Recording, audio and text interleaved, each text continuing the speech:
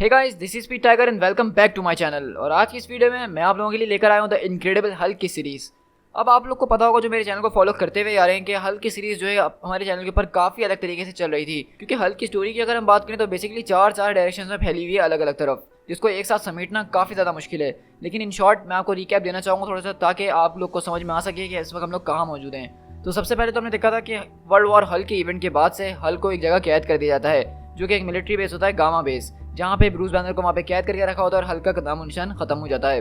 फिर हमने साथ में ये भी देखा था कि वहाँ पे जो है एक नया हल्क आता है, जो कि रेड हल्क होता है, और वो इतना ज़्यादा पावरफुल होता है कि वो आते ही आयरन मैन, थॉर और इस तरह के बड़े बड़े हीरोज़ को धूल चढ़ाता है। यहाँ तक कि उसने थॉर का हैमर तक उठा लिया था, और ये एक बहुत बड़ी बात थी इस कॉमिक के हवाले से। तो ये जब हल्क आया तो सबने रेड हल्क करना शुरू कर दिया। लेकिन मसला ये हुआ कि रेड हल्क भिड़ता है जाके ब्रूस बैनर के साथ, और वहाँ से ब्रूस बैनर आज़ाद हो जाता है। और इसी तरह हमने ब्रूस बैनर को देखा कि वो छुपते छुपाते कहीं ना कहीं न्यूयॉर्क सिटी के अंदर घूम रहा है, कभी एरिजोना के जंगलात के अंदर फिर रहा है, क्योंकि गवर्नमेंट उसको मुस्तकिल ढूंढ रही है। और अभी भी सेम वही सिचुएशन यहाँ पे चल रही है, तो इसको माइंड में रखिएगा। लेकिन अभी जब डार्क रेन का इवेंट शुरू हुआ तो हमने देखा कि उसके अंदर हल्क का बेटा यानी स्कार जो होता है, वो प्लेनेट सकार से लौट कर अर्थ की तरफ आता है, और वो वहाँ पे ब्रूस बैनर से लड़ने की कोशिश करता है। तो यहाँ पे हमारे सामने एक नया हल्क आ जाता है, जो कि अब इस वक्त अर्थ के ऊपर ही मौजूद है। लेकिन सिर्फ इतना ही नहीं, हम देखते हैं कि एक और हल्क से रिलेटेड कैरेक्टर जो दूसरे डायमेंशन से आती है, जो कि होती है the all new savage She Hulk. और वो दरअसल होती है ब्रूस बैनर की बेटी, लेकिन एक दूसरी डायमेंशन से, जो कि ठंडरा और हल्क का डीएनए से मिलकर बनी हुई होती है। तो इस स्टोरी के अंदर फिलहाल हमारे पास इस वक्त 4 से 5 हल्क के कैरेक्टर जो है चल रहे हैं। और आज जब मैं इसका आपके साथ इशू शेयर करने वाला हूँ, ये इनक्रेडिबल हरकुलिस का एक स्पेशल इशू है, जो कि 600 इशू था।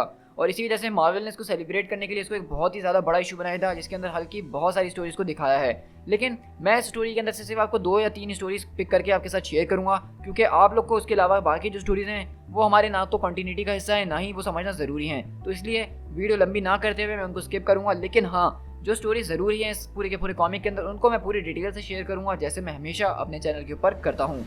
सो गाइस, आई होप कि आपको समझ में आ ही गया होगा कि हल्क के कैरेक्टर के साथ क्या क्या मार्वल वाले खिचड़ियाँ पका रहे हैं। लेकिन ये खिचड़ियाँ पकाना एक बहुत ही ज़्यादा ज़बरदस्त आगे जाके पहलू लेगा, क्योंकि हल्क से रिलेटेड एक बहुत ही ज़्यादा ज़बरदस्त और औसम किस्म का हमारे पास स्टोरी आर्क आ रहा है, जिसके अंदर ये सारी की सारी कन्फ्यूजन, सारे के सारे हल्क एक साथ आके मिलेंगे, और वो डार्क रेन के इवेंट के बाद होगा। लेकिन अभी ये माइंड में रखिएगा कि ये जो स्टोरी चल रही है डार्क रेन के इवेंट के अंदर ही चल रही है। सो गाइस, मैं सिर्फ उन्हीं लोगों से रिक्वेस्ट करना चाहूँगा कि जो लोग मेरे चैनल पे फर्स्ट टाइम आ रहे हैं और इतनी ज़्यादा वीडियो देख के तो वो पकी गए होंगे कि ये सब हो क्या रहा है भाई। तो सीधी सी बात है, डिस्क्रिप्शन में जाओ, वहाँ पे एक लिंक मिलेगी, speed tiger master timeline explain.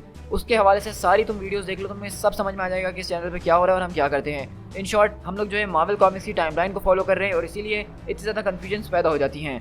लेकिन अगर आप यहाँ तक आ ही गए हो तो यार चैनल को सब्सक्राइब करो, ताकि इस तरह की आगे की सीरीज़ को देखने में तुम्हें ज़्यादा परेशानी ना हुआ करे। सो गाइस, चलिए अब बिना किसी और बात के इस वीडियो को स्टार्ट करते हैं।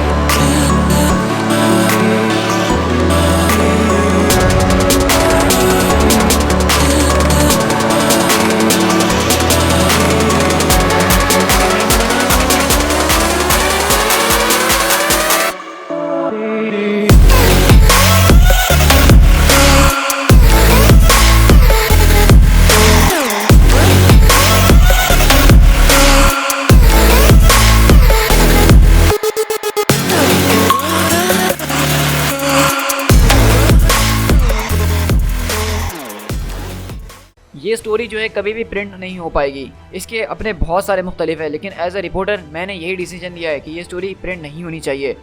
अगर ये प्रिंट हो गई तो जे जोना क्या कहेगा इसके बारे में। लेकिन एक अच्छे रिपोर्टर की खासियत यही होती है कि वो खुद मर जाएगा, लेकिन कभी किसी सच्ची स्टोरी को नहीं दबाएगा, उसको नहीं मारेगा। लेकिन आई गेस कि मैं इतना अच्छा रिपोर्टर रहा नहीं हूँ अब जितना पहले कभी हुआ करता था, या अपने आप को माना करता था। क्योंकि मैं पहले भी एक बार ये कर चुका हूँ, मैंने एक स्टोरी को मार दिया था। उस वक्त मैंने डेयरडेविल की सीक्रेट आइडेंटिटी को रिवील कर लिया था, मुझे पता चल गया था उसके पीछे वो शख्स कौन है। और अगर मैं उसको जाहिर कर देता दुनिया के सामने और सब कुछ छाप भी देता, तो हो सकता है कि मुझे कोई बहुत बड़ा प्राइज़ मिल जाता। लेकिन क्या होता, सोचने वाली बात यह है कि उस बेचारे आदमी की, जो कि हमारी दुनिया के अंदर कुछ अच्छे काम करने की कोशिश कर रहा है, उसकी ज़िंदगी तो तबाह बर्बाद हो चुकी होती। लेकिन इस बार मैं जिस कहानी की बात कर रहा हूँ ये डिफरेंट है, ये उससे और भी ज़्यादा डेंजरस है। तो इसलिए मैंने अपना डिसीजन ले लिया है कि मैं इस स्टोरी को सिर्फ अपने हद तक ही रखूँगा, और ये किसी के साथ मैं शेयर नहीं कर सकता हूँ।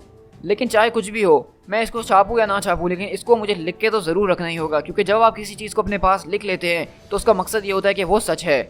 और इस तरह हम बेसिकली देख रहे होते हैं कि ये स्टोरी हमें कोई और नहीं बल्कि मार्वल कॉमिक्स के अंदर आने वाला एक मशहूर राइटर है जिसका नाम बेन यूरिक है, और वो फ्रंट लाइन न्यूज़पेपर के लिए काम करता है। और बेसिकली आपको उसकी बातों से समझ में आ गया होगा कि ये इसको ऐसी स्टोरी के बारे में पता चला है जिसको ये ना छापने पे मजबूर है, और वो क्या स्टोरी है हम बहुत जल्द देखेंगे।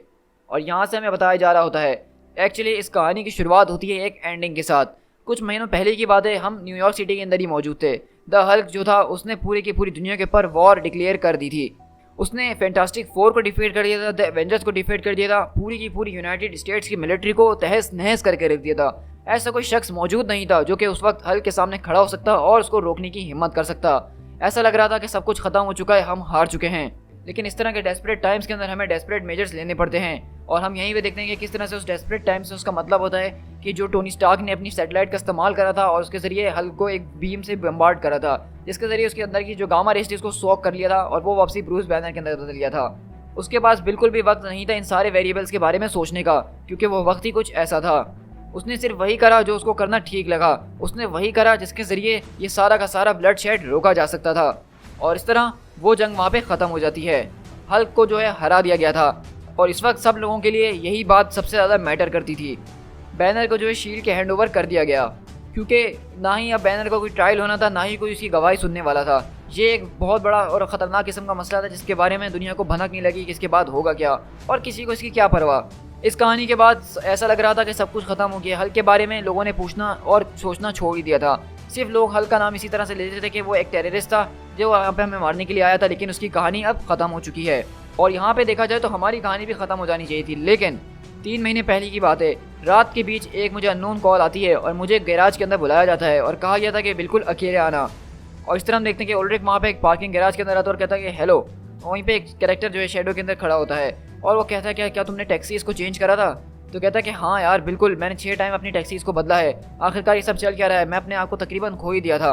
क्या हम ये सारी बातें फ़ोन पे नहीं कर सकते थे? तो वो कहता है कि नहीं, फ़ोन आजकल जो है वो बिल्कुल भी सेफ नहीं है। तो बैन पूछता है कि ठीक है, मुझे बताओ कि तुम्हें किस बारे में मुझसे बात करनी है। तो कहता है कि मुझे हल्क के बारे में बात करनी है, या फिर मोर स्पेसिफिकली हल्क के बारे में। तो बैन बोलता है कि इसका क्या मतलब मैं समझूं, क्या एक से ज़्यादा हल्क हैं? तो वहीं पे वो कैरेक्टर शैडो में से निकलता है और बोलता है कि अनबिलीवेबल, हाँ तुमने बिल्कुल ठीक कहा, अब हमारे पास सिर्फ एक नहीं बल्कि 2 हल्क हैं, एक ग्रीन और एक रेड। तो बैन बोलता है कि अच्छा, लेकिन ये रेड हल्क कौन आ गया अब? और हम दरअसल देखते हैं कि वहाँ पे उससे मिलने के लिए चुपके कोई और नहीं बल्कि शी हल्क आई हुई होती है, जो कि ओरिजिनल शी हल्क है, जेनिफर वॉल्टर्स। तो वहीं पे शी हल्क बोलती है कि इसी चीज़ को फाइंड आउट करने के लिए तो मैंने तुम्हें यहाँ पे बुलाया है कि तुम उस बात का पता लगाओ कि वो रेड हल्क असल में है कौन। तो वो बोलता है कि मेरे हिसाब से अगर देखा जाए तो ये मामला तो नेशनल सिक्योरिटी का लगता है, मुझे नहीं लगता कि इस तरह के काम के लिए तुम्हें मुझे बुलाना चाहिए था। तो शी हल्क बोलती है कि मुझसे लोगों ने कहा है कि तुम एक ऐसे इंसान हो जिसके ऊपर हम ट्रस्ट कर सकते हैं, तुम अपने काम पे अच्छी तरह से ध्यान देते हो और अपना मुंह किसी के सामने नहीं खोलते हो। कहता है कि तुम तो शी हल्क हो ना, तो तुम चाहो तो जाके उसको स्मैश कर दो, उसके मुंह से उगलवा लो कि वो है कौन, तुम मुझसे इस तरह से आगे क्यों बोल रही हो। तो शी हल्क बोलती है कि मैंने उसको मारने की कोशिश करी है, यानी कि उससे पूछताछ करने की, लेकिन वो बहुत ही ज़्यादा स्ट्रॉन्ग है। लेकिन अगर तुम उसको एक्सपोज कर देते हो, उसकी सच्चाई दुनिया के सामने ले आते हो, तो पीपल उसको ज़रूर देखेंगे। तो वहीं पे बैन बोलता है कि तुम किसकी बात कर रही है, गवर्नमेंट की? तो कहती है कि लगता है कि मैं कुछ ज़्यादा ही सवाल तुमसे कर रही हूँ। तो वहीं पे बैन बोलता है कि ठीक है, देखो मेरी बात ज़रा गौर से सुनो, अगर तुम चाहती हो कि मैं ये चीज़ करूँ जो तुम कह रही हो, तो मुझे जानना होगा कि तुम क्या जानती हो, क्योंकि मुझे ऐसा लग रहा है कि तुम जो कुछ भी जानती हो वो बहुत ही खतरनाक है और तुम यहाँ पे बहुत ज़्यादा वियर्ड एक्ट करने की कोशिश कर रही हो। तो वहीं पे शी हल्क बोलती है कि न्यूयॉर्क की उस बैटल के बाद ब्रूस यानी कि बैनर को जो है शील्ड की एक एयरक्राफ्ट के अंदर ले जाया जा रहा था न्यूयॉर्क से बाहर, लेकिन सच्चाई की बात यह है कि वो लोग बैनर को कभी भी शील्ड फैसिलिटी के अंदर लेकर ही नहीं आए हैं। इसको एक unknown top secret gamma base के अंदर शिफ्ट कर दिया गया था, जो कि रॉस के अंडर कंट्रोल था, और रॉस उस वक्त बिल्कुल भी शील्ड के साथ काम नहीं कर रहा था। और मुझे ये बात समझ में नहीं आ रही कि रॉस को बैनर के इतना करीब किसने जाने दिया, क्योंकि सबको पता है कि रॉस और जो प्रिजनर है यानी कि बैनर, उन दोनों का रिलेशन आपस में कैसा है। इसके अलावा रेड हल्क जो था उसने अबॉमिनेशन का मर्डर कर दिया, उसने शील्ड के हेलिकैरियर से फाइल्स चुराने की कोशिश करी है, सिर्फ शील्ड से नहीं बल्कि साथ में उसने बेस्टर बिल्डिंग के अंदर घुसने की कोशिश भी करी है। उसने पूरा का पूरा हेलिकैरियर हमारा बर्बाद कर दिया था, और इस तरह के और भी ऐसे खतरनाक काम किए जो मैं तुम्हारे साथ शेयर नहीं कर सकती हूँ, वो काफ़ी ज़्यादा क्लासीफाइड है। तो मैं पे बोलता कि बैन, अगर ऐसी ही सारी बातें हैं कि ये चीज़ें इतनी ज़्यादा क्लासीफाइड है तो तुम्हें सबके बारे में इतना ज़्यादा कैसे पता है? कल रात JFK पे मिलना, वहाँ पे US air flight 659 Las Vegas के लिए जो है वो तैयार होगी, तुम वहाँ पे मुझसे मिलने आना, वहीं पे मैं तुम्हें सारी की सारी बातें डिस्कस करूँगी। और क्या तुम्हारे पास कोई ऐसा शख्स है जिसके ऊपर तुम ट्रस्ट कर सकते हो? तो बैन बोलता है कि तुम्हें किस चीज़ के लिए शख्स चाहिए? तो कहती है कि एक फोटोग्राफर की हमें ज़रूरत है, हमें कुछ फिजिकल एविडेंस वहाँ से कलेक्ट करने हैं जिसके ज़रिए हम ये सब एक्सपोज कर सकें। तो वहीं पे वो बोलता है बैन कि ज़रा 1 मिनट यार, लेकिन हम लास वेगास क्यों जा रहे हैं? तो वहीं पे जेनिफर दोबारा से पूछती है घबराते हुए, क्या तुमने टैक्सीज को चेंज करा था? तो वो पीछे मुड़ के कहता है कि हाँ मैंने चेंज किया था, लेकिन अगले पल जब वो देखते हैं तो वहाँ से शीहल्क गायब हो जाती है। तो मतलब आप देख रहे हैं कि यहाँ पे एक बहुत ही बड़ी किस्म की कोई मिस्ट्री चल रही है, जिसके लिए शी हल्क जैसी कैरेक्टर इतना ज़्यादा घबराई हुई है कि वो उससे बार बार पूछ रही है कि तुमने टैक्सीज चेंज करी, तुम किसी से अपना मुंह नहीं खोलना और अपने साथ एक ऐसा ट्रस्टेड पार्टनर लेकर आना जो कि हमारी मदद कर सकेगा इस फोटोग्राफिक जर्नी के ऊपर। और हम यहाँ पे दरअसल शिफ्ट होते हैं अगली रात के अंदर। यहाँ पे देखते हैं हम शीहल्क, डॉग सैमसंग और बैन होता है और वो अपने साथ एक फोटोग्राफर को लेकर आया होता है। और अगर अभी तक आपने गैस नहीं किया तो मैं आपको बता ही देता हूँ कि ये फोटोग्राफर कोई और नहीं बल्कि पीटर पार्कर यानी कि स्पाइडरमैन है, क्योंकि पीटर पार्कर का जो पार्ट टाइम काम है वो खुद फोटोग्राफी का है। तो वहीं पे पार्कर बोलता है कि यहाँ पे शील्ड के बहुत ज़्यादा एजेंट्स होने वाले हैं, पूरे आर्मी गाइज होने वाले हैं, तो ये बताओ कि हम यहाँ से बच के कैसे निकलेंगे? तो वहीं पे डॉग सैमसंग बोलते हैं कि वो कोई शील्ड के एजेंट्स नहीं है और वो जो है यूएस मिलिट्री के भी नहीं है, वो गामा बेच की कोई प्राइवेट ही अपनी फोर्स है। तो वहीं पे पार्कर बोलता है कि वो लगते तो शील्ड के एजेंट्स की तरह ही हैं। तो कहता है कि उनको तुम कह सकते हो कि वो अपग्रेडेड जो है मॉडल्स हैं LMD के, ह्यूमन स्किन, ऑर्गन सब कुछ उनके अंदर मौजूद है, लेकिन एडामेंटियम फ्रेम के अंदर। तो कहता है कि ये पहन लो अपने ऊपर ताकि तुम लोग किसी के पहचान में ना आ सको। तो वहीं पे पार्कर बोलता है कि ये क्या, ये तो 20 से बचने के लिए पहनते हैं ना? तो वहीं पे वो बोलता है कि नहीं, ये कभी 20 से बचने के लिए बना ही नहीं गए थे। तो वहीं पे बैन बोलता है कि फिर ये किस चीज़ के लिए बनाए गए थे? तो शीहल्क बोलती है कि ये रेडिएशन से बचने के लिए बनाए गए हैं। वहीं पे डॉग सैमसंग बोलते हैं कि चलो हमें यहाँ से चलना होगा इससे पहले कि वो वापसी लौट कर आ जाए। तो पार्कर और बैन जो अपना सूट पहन रहे होते हैं वो पूछते हैं कि ये किसकी बात कर रहा है, कौन वापसी लौट आए? वहीं पे बैन जो स्टोरी साथ में लिख रहा है हमें वो भी बताई जा रही होती है कि वो उस वक्त क्या सोच रहा था। और वो बोलता है कि मैं इस वक्त, मुझे अच्छी तरह से याद है कि सैमसंग उस वक्त कितना ज़्यादा वरीड था, और एक ऐसा शख्स जो कि बहुत ज़्यादा स्मार्ट और स्ट्रॉन्ग भी हो, उसका वरीड होना ये कोई अच्छी बात नहीं लग रही थी मुझे। लेकिन वहीं पे शीहल्क बोलती है कि इस गटर के पानी से तो मुझे 7 बार नहाना पड़ेगा, इतनी गंदी बदबू मुझसे आने वाली है। तो वहीं पे वो बोलता है कि ज़रा आराम से बात करो, वो यहाँ पे कभी भी किसी भी वक्त आ सकता है। वहीं पे पार्कर बोलता है कि तुम्हें आइडिया है कि ये किस के बारे में बात कर रहा है? तो शीहल्क बोलती है कि नहीं, हमें तो कोई क्लू नहीं है इसका, ये किसकी बात कर रहा है। और वहीं पे हम देखते हैं कि वो लोग उस बेस के अंदर घुसते हैं, कहीं छुप के देख रहे होते हैं सारी चीज़ें। तो वहीं पे सैमसंग बोलता है कि जल्द से जल्द अपना कैमरा निकालने की तैयारी कर लो, क्योंकि तुम्हारी स्टोरी दीवार के उस साइड ही है। तो कहता है कि हाँ मैं निकाल तो लूँगा, लेकिन यार ये बकेट्स मुँह पहन के देखना काफ़ी ज़्यादा मुश्किल लग रहा है। लेकिन सामने कोई शख्स है जिसका बहुत ही बड़ा सर है, वो मेरा पूरा व्यू जो है वो ब्लॉक कर रहा है। उस आदमी का बड़ा सर नहीं है बल्कि वो है ही बड़ा सर वाला आदमी, क्योंकि दरअसल हम देखते हैं कि वो वहाँ पे कोई और नहीं बल्कि मोडेक यहाँ पे मौजूद होता है। और जिसको ये लोग शील्ड की फैसिलिटी बता रहे थे, जहाँ पे हल्क को ये लेकर आए थे, दरअसल वो हल्क की फैसिलिटी थी ही नहीं। दरअसल ये यहाँ पे एम जो थी छुप के काम कर रही थी, और जनरल रॉस भी जो है वो एम के साथ मिले हुए हैं, और इसी को जो है फाश करने के लिए शी-हल्क और यहाँ पे डॉग सैमसंग आए हैं। वहीं पे बैन बोलता है कि थैंक गॉड कि मैं अपने साथ पार्कर को ले आया फोटोग्राफी के लिए, क्योंकि लोगों ने आज तक म्यूटेंट्स देखे हैं, एलियंस देखे हैं, हल्क तक को देखा है, लेकिन किसी ने आज तक मोडेक को नहीं देखा। इतना बड़ा सर, अनबिलीवेबल यार कि एक आदमी का इतना बड़ा सर कैसे हो सकता है। और इस तरह हम लोग देखते हैं कि वहाँ पे जो है एम के लोग काफ़ी ज़बरदस्त तरीके से काम कर रहे होते हैं, जहाँ पे जो है ए बॉम्ब वगैरह के ऊपर भी एक्सपेरिमेंट्स हो रहे होते हैं और बहुत सारी चीज़ें मुख्तलिफ हो रही होती हैं। और वहीं पे वो बोलता है मोडेक कि इस फ्रीक को जो है काम डाउन करवाओ, मैं नहीं चाहता कि इतनी जल्दी बैनर उठ जाए। तो वहीं पे सैमसंग बोलता है कि जब हम लोग न्यूयॉर्क से यहाँ पे वापसी लौट कर आ रहे थे तो रॉस हमें यहाँ पे लेकर आया और उसने हमें कन्विंस कर दिया था कि हम एक शील्ड की फैसिलिटी के अंदर हैं, यहाँ तक कि बैनर को भी, मतलब स्पेशली बैनर को उन्होंने उसके ऊपर काफ़ी टाइम तक एक्सपेरिमेंट्स वगैरह करे हैं। और क्या तुम्हें उस सैटेलाइट के बारे में याद है जिसने हाल को गिरा दिया था? आखिर में मोडेक ही था वो जिसने मैनिपुलेट करा था उस सैटेलाइट के अंदर, उसने रिफ्लेक्टेड कॉस्मिक एनर्जी को उसमें जो है इंटरफेयर करवाया था बैनर के गामा रेडिएटेड सेल्स के साथ। तो वहीं पे पीटर वगैरह बोलते हैं कि इसका क्या मतलब है, ये सब ये क्यों करना चाहता था।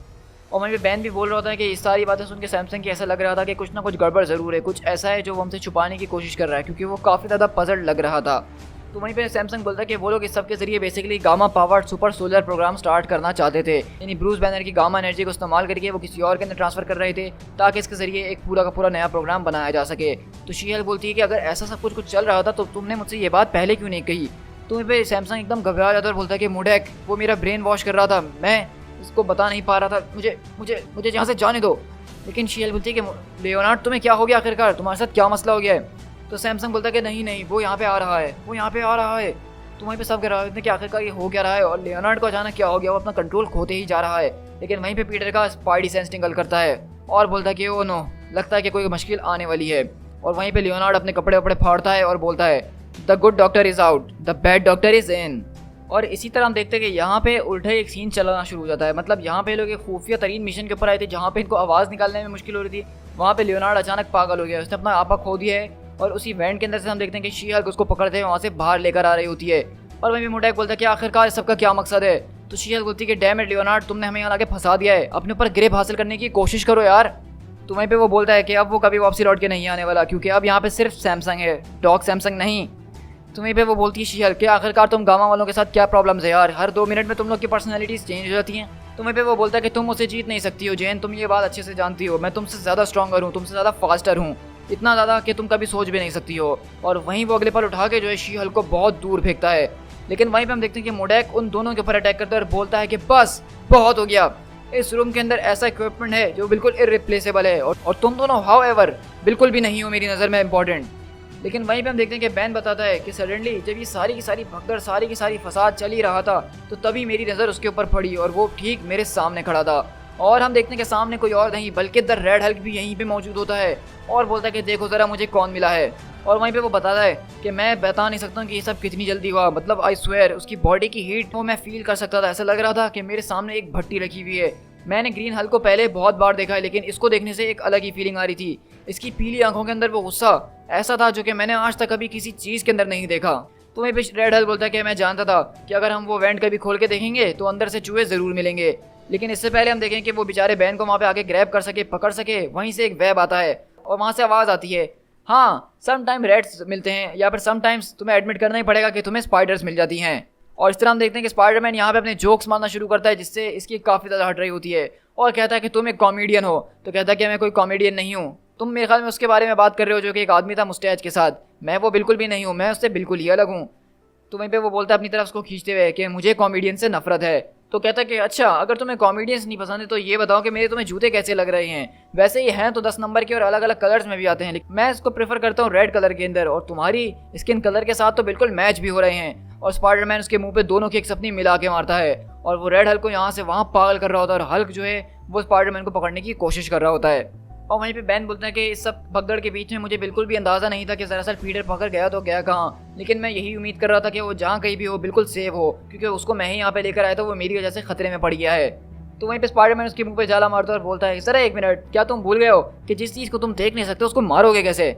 लेकिन मोडैक बोलता है कि स्टॉप इट, ये आखिरकार यहाँ पे किस किस्म का तमाशा लगा के रखा हुआ, ये सब बंद करो, हम यहाँ काम कर रहे हैं। और वहीं पे स्पाइडरमैन बोलता है कि देखो जरा मास्टर पोटैटो हेड मारने की कोशिश कर रहे हैं, लेकिन उन्होंने मुझे मिस कर दिया, और वो उल्टा हल्क को ही मारना शुरू कर देता है। लेकिन अब रेड हल्क की जो है खोपड़ी घूम जाती है और उसकी आंखों से आग निकलना शुरू होती है और स्पाइडरमैन चौंकते हुए बोलता है अरे दादा ये क्या, असली वाले हल्क के पास तो हीट विजन नहीं, तुम्हारे पास हीट विजन भी है, तुमने मेरे वेब जला दिया यार, तुम्हें पता है कि कितनी मुश्किल से मैं इनको बनाता हूँ। लेकिन वो स्पाइडरमैन को जो है अपनी एक ही मुट्ठी के अंदर पकड़ लेता है दबाते हुए, कहता है कि तुम्हें बहुत जल्द इस बारे में पता चल जाएगा कि मैं कौन हूँ और मैं क्या कर सकता हूँ, मैं आज का सबसे बड़ा मॉन्स्टर हूँ और मुझसे बड़ा मॉन्स्टर कोई नहीं।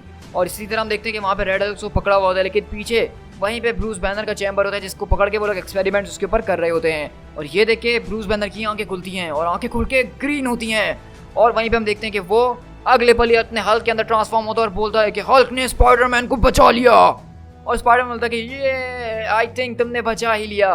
और इस तरह हम देखते हैं कि रेड हल्क और हल्क एक बार फिर आमने सामने आ ही जाते हैं और कहता है कि तुम हल्क को हमेशा से अंधेरे के अंदर रखना चाहते हो जैसे बैनर रखता है, मुझे बिल्कुल भी पसंद नहीं है बैनर। कहता है कि अभी भी इतने वक्त के बाद मुझे देख के हैरानी होती है कि तुम्हारा छोटा सा दिमाग तुम्हारी इतनी बड़ी बॉडी को मूव कैसे करवाता है।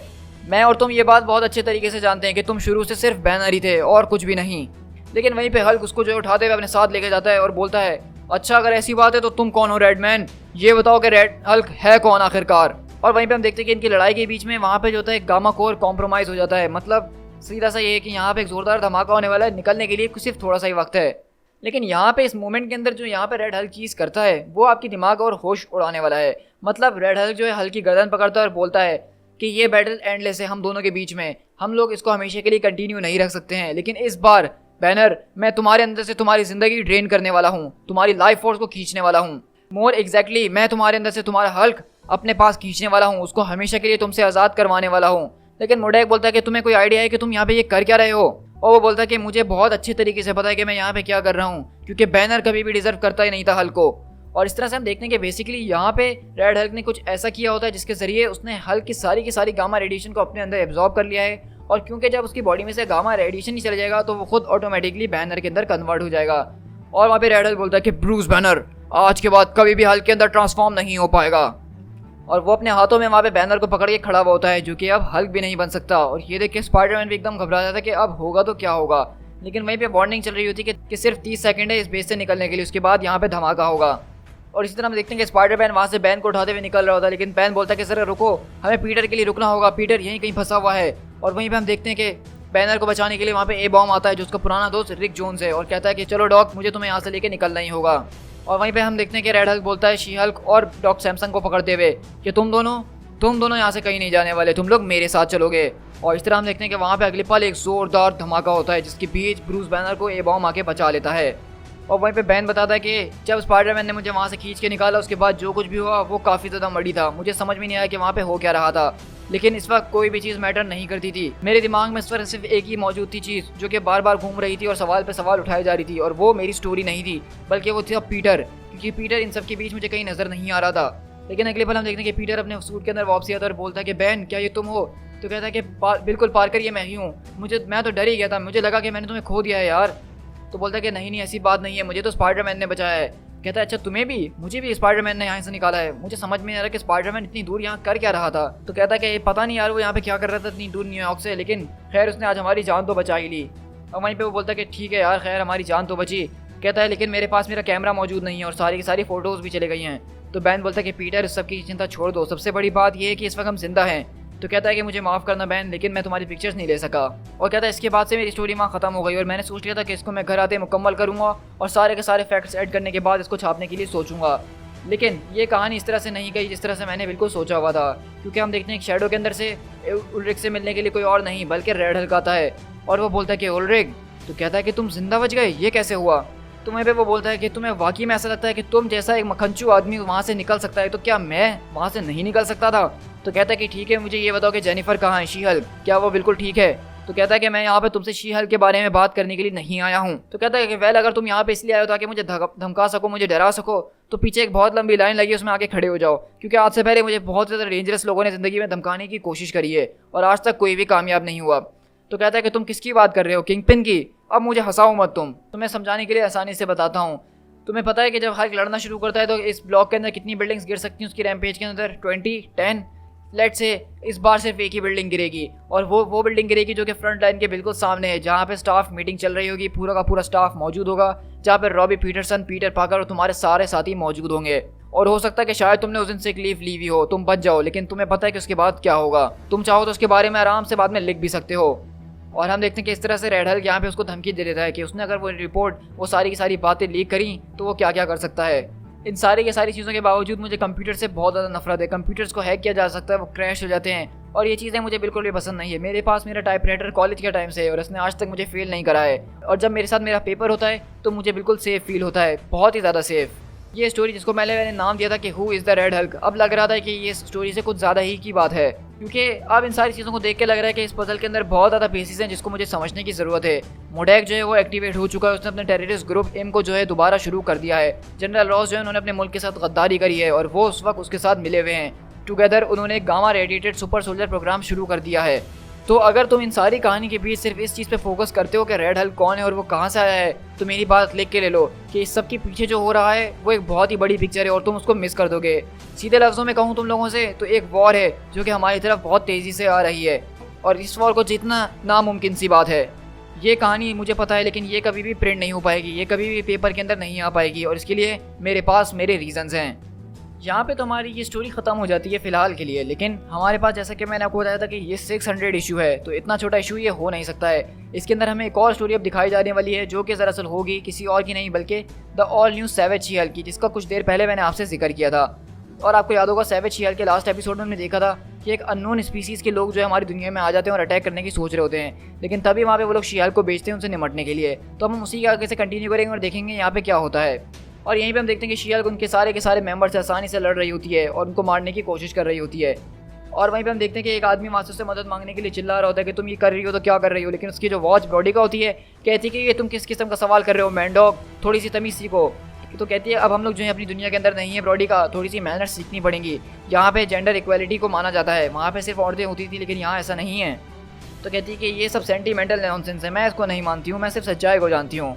और यहीं पे आपको याद होगा कि आर्मर एजेंसी का एक हेड होता है जो उसको सबको कंट्रोल कर रहा होता है, और वो बोलता है कि हाँ हाँ बिल्कुल ठीक कहा इसने, हमारी दुनिया के लोगों के ऊपर थोड़ा सा हल्का हाथ रखना ब्रॉडी का, और कहता है कि ये लोग ने यहाँ पे अटैक करने के बारे में सिर्फ वैसे ही नहीं सोचा है, बल्कि ये बहुत ही ज़्यादा मशहूर टूरिस्ट डेस्टिनेशन है। यहाँ पे इनका काम और मकसद कुछ अलग ही होगा, तो इसलिए हमें उसको समझने की भी ज़रूरत है और उसको निपटाने की भी। मुझे ये बात शुरू से सिखाई गई है कि इसमें कोई शेम नहीं है कि अपने सुपीरियर्स को बड़ा मानना चाहिए, डायरेक्टर लिटिल स्काई। लेकिन अगर आप इनको कंटेन करने की बात कर ही रहे हैं तो क्या हमें एडिशनल ट्रूप्स की ज़रूरत नहीं पड़ने वाली है? तो कहता है कि नहीं, मैं तुम्हें उसकी इजाज़त नहीं देता हूँ एजेंट SH8009। कहता है क्योंकि हमारे जो सारे के सारे ट्रूप्स हैं उनके जितने गेयर्स और वेपन्स वगैरह हैं वो सब कंप्यूटराइज हैं किसी ना किसी तरीके के अंदर। और यहाँ पे जिससे इस वक्त तुम लड़ रही हो वो लोग एक ऐसी लैंग्वेज को इस्तेमाल करते हैं जो कि सारी की सारी लैंग्वेजेस को बोल सकते हैं। इनके पास यूनिवर्सल लैंग्वेज है। इसका मतलब ये है कि वो चाहे तो हमारे सैटेलाइट्स, हमारे कंप्यूटर्स को फ़ौरन ही हैक कर सकते हैं। तो यहाँ पे तुम्हारा ओल्ड फैशन फ्लैश और ब्लेडी जो है हमारी एक आखिरी उम्मीद है इसको रोकने के लिए। और वहीं पे हम देखते हैं कि ब्रॉडिका भी जो है वहाँ पे अजीब व गरीब तरीके से चिल्लाना शुरू कर देती है और वो बोलती है कि ब्रॉडिका ये तुम क्या कह रही हो, मुझे कुछ समझ में नहीं आ रहा है। लेकिन वहीं पे वो देखते हैं कि ब्रॉडिका के जरिए उसको एक ज़ोरदार झटका लगता है क्योंकि उन्होंने ब्रॉडिका को भी हैक कर लिया होता है और उसके जरिए उसको पकड़ने की कोशिश कर रहे होते हैं। तो कहती है कि नहीं नहीं, तुम इन्फेक्टेड नहीं हो सकती हो, तुम ही मेरी आखिरी कंपेनियन बची हो जो कि मेरी दुनिया से मेरे साथ आई है और अब तुम मुझे छोड़ के जा रही हो, ऐसा कैसे होगा? और ये देख के उसको काफ़ी ज़्यादा गुस्सा आता है और वो वहाँ पे उनके सारे मेंबर्स की ज़बरदस्त तरीके से पिटाई करना शुरू कर देती है और कहती है कि नहीं नहीं, मुझे अपने ऊपर कंट्रोल रखना होगा, ज़्यादा गुस्सा नहीं कर सकती हूँ क्योंकि अनलाइक अदर गामा रेडिएटेड इंसानों की तरह मेरी सिर्फ एक ही वीकनेस है और वो ये है कि मैं जितना ज़्यादा गुस्सा होंगी मेरी स्ट्रेंथ उतनी ही ज़्यादा कम होती जाएगी। क्योंकि जिन लोगों ने मुझे इंजीनियर किया है उन्होंने मेरे अंदर एक किल स्विच रखा था ताकि उसको वो हमेशा मेरे खिलाफ इस्तेमाल कर सकें। लेकिन यहीं पे हम देखते हैं कि शी-हल्क अपने आप को काम रखने की कोशिश कर रही होती है, उनके सारे रोबोट सारी मशीनरी से आसानी से निमट रही होती है और कहती है कि तुम्हारा सर नहीं होगा तो कोई प्रॉब्लम ही नहीं होगी, तुम्हारे पास जो कुछ भी है मैं उसको स्मैश कर डालूंगी। लेकिन वहीं से आवाज़ आती है कि ग्रीनविच ज़रा आराम से मेरे लोगों पे से अपना हाथ ज़रा दूर कर लो। और बेसिकली हम देखते हैं कि उनका जो लीडर होता है वो यहाँ पे आ गया होता है। कहता है कि अगर तुमने ऐसा नहीं करा तो तुम्हारे लोग जो हैं उनके ऊपर मैं अपनी छुरियाँ चला दूंगा। कहती है कि नहीं, ऐसा नहीं होने वाला क्योंकि अगर तुमने उनको मार दिया तो तुम्हारी मौत तो फिर और भी ज़्यादा खतरनाक और बदतरीन होने वाली है। इस वक्त सिर्फ वही लोग हैं जिनकी वजह से यहाँ पे तुम जिंदा खड़े हुए मुझसे बात कर रहे हो। तो वो बोलता है कि तुम्हें देख के लगता है कि तुम काफ़ी सेंसिबल और समझदार इंसान हो, लेकिन अगर बात की जाए तो हमारी दुनिया में इस तरह के मामलों को सुलझाने का एक ऑनरेबल तरीका होता है। तो क्या तुम वो हमारे साथ तरीका आजमाने के लिए तैयार हो ग्रीनविच? तो कहती है कि मैं तुम्हारी किसी भी बात के ऊपर ट्रस्ट क्यों करूं? कहता है कि तुम मुझ पर विश्वास क्यों नहीं कर सकती हो? मेरा नाम फिन मैकग्रेम है और मैं चीफ हूँ उस पूरे के पूरी मिलिट्री का।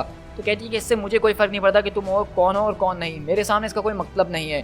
तो कहता है कि अभी ठीक है, ये सुनो, क्या तुमने सुना नहीं कि तुम्हारी सारी की सारी टेक्नोलॉजीज़ वगैरह को हम हैक कर चुके हैं और इस वक्त वो सारी की सारी चीज़ें हमारी ग्लोरी के गाने गा रही हैं। तो हमने तुम्हारी डायमेंशन को तो पहले ही हथिया लिया है। कहता है कि देखो, मेरी तो गाने अभी से गुनगुनाना उन लोगों ने शुरू कर दिए हैं ग्रीनविच, मेरी डेस्टिनी यही है। मैं तब तक नहीं मर सकता जब तक मैं सेटिस्फाई नहीं हो जाऊँ। तुम देख सकती हो कि मुझे किसी चीज़ से डर नहीं लगता है, मुझे अपनी फेलियर्स का भी डर नहीं लगता है, मुझे मतलब है सिर्फ अपने ऑनर से। और इसको बढ़ाने का सिर्फ एक ही तरीका कि तुम मेरी साइड आ जाओ। अगर तुम मेरी साइड आ जाती हो तो वाकई में मैं अपने आप को बहुत ज़्यादा ऑनरेबल मानना शुरू कर दूंगा। वहीं पे वो बोलती है कि तुमने इसके अलावा मेरे पास कोई और चॉइस छोड़ी भी नहीं है। अब हमारे कल्चर के हिसाब से हमें तुम्हारे बाल बांधने होंगे क्योंकि हम इसी तरह से रखते हैं, और अगर तुमने अपने बाल को छेड़छाड़ करने की कोशिश करी तो हम समझेंगे तुमने हमसे गद्दारी करने की कोशिश करी है और इसके साथ तुम्हारा पूरा का पूरा वर्ल्ड बेकार हो जाएगा। तो वो बोलते कि ठीक है, अब बताओ आगे क्या करना है, मेरा वेपन कहाँ है? तो कहता है कि वेपन? किस किस्म के वेपन की तुम बात कर रही हो? और यहीं पे हम अगले पल देखते हैं कि शी-हल्क वो आती है गुस्से के अंदर और वहाँ के सारे मेंबर जो उसके चिल्लाना शुरू कर देते हैं। और वहीं पे वो बोलती है कि इनको ऐसा लगता है कि इन लोगों ने मेरे डिसएडवांटेज के ऊपर मुझे क्या कर लिया है, लेकिन ये गलत है। मैं जब काम होती हूँ, जब मैं बिल्कुल होश में होती हूँ, हर चीज़ के ऊपर फोकस कर रही होती है, तो मैं गामा रेडिएशन को जो है एम्बियंटली देख सकती हूँ। मैं उस एक इनविजिबल पैटर्न को देख सकती हूँ जो कि सबको नज़र तो आता है लेकिन उसको कोई देख नहीं पाता है, और ये यहाँ पे बिग बैंग के होने के बाद से ही मौजूद है। और जब ये मेरे साथ होता है तो मेरे लिए दुनिया रुक सी जाती है। मैं उसके फ्लो के अंदर एक वेव की तरह बहना शुरू कर देती हूँ, एक रे की तरह। मैं अपने ओपोनेंट को जो हूँ बैंड करना शुरू कर देती हूँ जब तक मेरा ओपोनेंट ख़त्म हो जाता है। और इस तरह हम देखते हैं कि इसी तरह वो वहाँ पे एक ही झटके के अंदर सारे के सारे लोगों को उनका ख़त्म कर देती है। और वहीं पर उनका लीडर चिल्लाते हुए आ रहा होता है कि तुम्हारी इतनी हिम्मत कैसे हुई कि तुमने ये सब करा, वो सब करा, और वो उसके ऊपर अटैक करने के लिए आ रहा होता है। लेकिन वहीं पर हम देखते हैं कि शी-हल्क अपने गामा मूड के अंदर इस वक्त मौजूद होती है, तो उसको उसकी वीकनेस पता चल जाती है और वो उसका दिल होता है। और शी-हल्क उसके सीने के अंदर हाथ अपना आर पार करती है, उसका दिल निकाल के अलग कर देती है। और वहीं पर शी-हल्क बोलती है कि blinding light that none can see, gamma ray का ब्रस्ट जो होता है इस पूरी की पूरी गैलेक्सी के अंदर सबसे ज़्यादा ब्राइटेस्ट फिनोमेना है, लेकिन उसको हम लोग एब्जॉर्ब नहीं कर सकते हैं। उसको सिर्फ गैलेक्सीज के अंदर एब्जॉर्ब किया जा सकता है, वो भी टेलीस्कोप से। वो फ्लैश बहुत कम वक्त के लिए करते हैं लेकिन इकोज जो हैं उनके इटरनल होते हैं। और इस तरह से हम देखते हैं कि वो वहाँ से उसके अंदर से दिल निकालती है, उसके अंदर एक छोटा सा उसका सोल टाइप की चीज़ मौजूद होती है जिसको वो खोल के वहाँ से आज़ाद कर देती है। और बोलती है कि अब मुझे लगता है कि मुझे समझ में आ गया कि तुम्हारे नाम में गीसे का क्या मतलब है फिन। वो दरअसल इंस्ट्रक्शन है तुम्हारे किल स्विच को ढूंढने के लिए। और इस तरह हम देखते हैं कि वहाँ से ये पूरी की पूरी तरह की इन्वेजन आप समझ सकते हैं, इसको रोकने के लिए खाली शी-हल्क ने ही काम तमाम कर दिया इन सब का, और एक इन्वेजन आते आते उसको जो है रोक दिया। और इसी तरह यहाँ पे हमारे पास जो है लायरा की स्टोरी कंटिन्यू होगी इनक्रेडिबल हल्क के इशू नंबर 601 के अंदर से, और इसी के साथ हमारे यहाँ पे इशू नंबर 600 जो है फाइनली कंप्लीट होता है। तो मैं इसको दो हिस्सों में आप लोग के साथ एक्सप्लेन करना चाहूँगा। पहले लायरा की स्टोरी को करें क्योंकि वो छोटी थी, तो दरअसल ये वही स्टोरी थी जो लायरा के कॉमिक्स के अंदर हमने छोड़ी थी। इसको इन्होंने यहाँ से कंटिन्यू करने का मकसद ये था कि लायरा की स्टोरी जो खत्म नहीं हुई है बल्कि वो आगे अब आना शुरू होगी। और अब जैसा कि आपने देखा होगा कि इस इशू के अंदर हमने अलग अलग स्टोरीज को देखा था, अब से जो इनक्रेडिबल हल्क का इशू नंबर 601 होगा उसके अंदर से कुछ हम ऐसे ही देखेंगे कि पहले हिस्से में हमें जो है हल्क की स्टोरी दिखाई जाएगी और दूसरे हिस्से में शी हल्क की स्टोरी दिखाई जाएगी साथ साथ। तो मतलब ये है कि आपको अब एक एपिसोड के अंदर डबल धमाके मिलने वाले हैं। और रही बात हल्क की स्टोरी की, तो हमने ये देखा कि यहाँ पे जो है एक बहुत ही ज़्यादा बड़ा प्लान चल रहा है जिसको बेन यूरिक ने हमें समझाने की कोशिश करी थी कि इस वक्त जो है रॉस जो है मोडेक के साथ मिला हुआ है। मोडेक ने एम को स्टार्ट कर दिया और वो दोनों मिलके एक gamma base super soldier program के ऊपर काम कर रहे हैं। और साथ में हमने यहाँ पे देखा कि शी हल्क इसके बारे में इन्वेस्टिगेशन कर रही थी डॉक सैमसंग के साथ, लेकिन डॉक सैमसंग दरअसल खुद किसी के ब्रेन वॉश के अंदर है और जब वो उसको बताने की कोशिश कर ही रहा होता है अचानक वो बदल जाता है और शी हल्क वहाँ पे फंस के रह जाती है। तो मतलब ये है कि इस इक्वेशन के अंदर डॉक सैमसंग भी एक ऐसा शख्स है जिस पे हम भरोसा भी नहीं कर सकते हैं क्योंकि वो अपने होश के अंदर नहीं है। इस वक्त सिर्फ हम शी हल्क के ऊपर भरोसा कर सकते हैं और ए बॉम्ब के ऊपर जो कि ब्रूस बैनर का दोस्त है जो उसको वहाँ पे उस एक्सप्लोजन में बचाता है। और रही बात रेड हल्क की, तो उसके हवाले से भी हमें कुछ नहीं पता कि वो एम के साथ काम कर रहा है या जनरल रॉस के साथ काम कर रहा है। और ब्रूस बैनर की अगर बात करें तो फिलहाल वो जो है हल्क नहीं बन सकता है क्योंकि रेड हल्क ने उसके अंदर की सारी गामा रेडिएशन को चूस लिया है और अब वो नॉर्मल इंसान यानी कि सिर्फ ब्रूस बैनर ही रहेगा। लेकिन ये ज़्यादा वक्त के लिए तो रहेगा नहीं, आप भी इस बात को बहुत अच्छे तरीके से जानते हैं। लेकिन मैं आपको ये बताना चाहूँगा कि इस स्टोरी के अंदर बहुत ज़्यादा मिस्ट्रीज़ हैं, बहुत ज़्यादा सस्पेंसेस हैं, स्पॉयलर्स हैं। तो जिन लोगों को पता है इन सारे स्पॉयलर्स के बारे में वो प्लीज़ कमेंट में स्पॉइल ना करें दूसरों की स्टोरीज़ को, कि अगर मैं आपकी स्टोरी स्पॉइल नहीं कर रहा हूँ तो आपको भी नहीं करनी चाहिए। उसका मकसद यही है कि जो लोग हमारे चैनल पर फर्स्ट टाइम आके स्टोरी देख रहे हैं उनका जो है पूरा का पूरा हाइप बर्बाद ना हो, उनको एक अच्छी स्टोरी टेलिंग मैं अपनी तरफ से प्रोवाइड कर सकूँ। तो आई एम रियली सॉरी, लेकिन आप में से किसी ने अगर कमेंट के अंदर स्पॉइलर डाला तो मैं उसको फ़ौरन डिलीट कर दूँगा, चाहे वो किसी ने भी डाला क्यों ना हो। सो गाइस, आई होप कि आपको ये वीडियो काफ़ी ज़्यादा पसंद आई होगी और हल्क के रिलेटेड अभी हमारी ज़बरदस्त और धमाकेदार स्टोरीज आना सिर्फ शुरू ही हुई हैं और अभी डार्क रेन के अंदर और डार्क रेन के बाद हल्क के बहुत सारे कॉमिक्स हम देखने वाले हैं। अभी के लिए मैं आपको बताना चलूँ कि मैं तकरीबन हल्क के 4 से 5 इश्यूज़ अपने रेगुलरली शेयर करने वाला हूँ डार्क रेन के अंदर ही। तो उन एपिसोड को देखने के लिए सबसे पहले तो आपको मेरे चैनल को सब्सक्राइब करना होगा और अगर सब्सक्राइब कर चुके हो तो इस वीडियो को अपने दोस्तों के साथ शेयर ज़रूर करना यार।